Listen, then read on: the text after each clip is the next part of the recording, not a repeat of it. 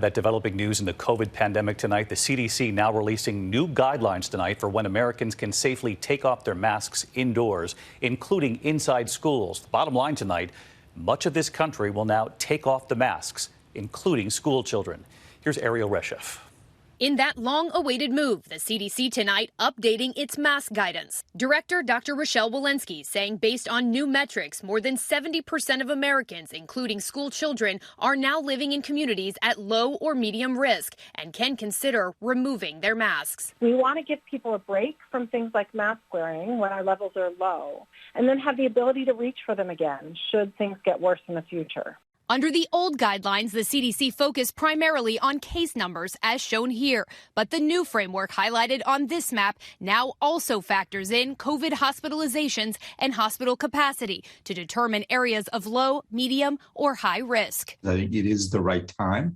We are off the Omicron surge, and we have a large proportion of our population now vaccinated and immunized.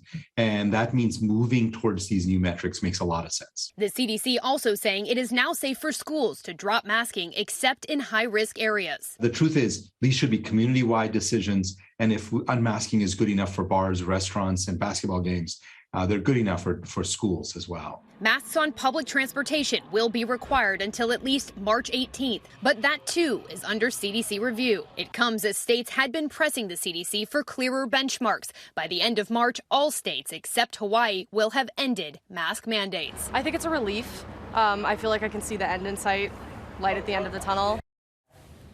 And David, Americans can now search by county at cdc.gov or call 1-800-CDC-INFO to find the risk levels in their areas. David? But the good news tonight, much of this country will soon safely take off those masks. Ariel, thank you on a Friday night.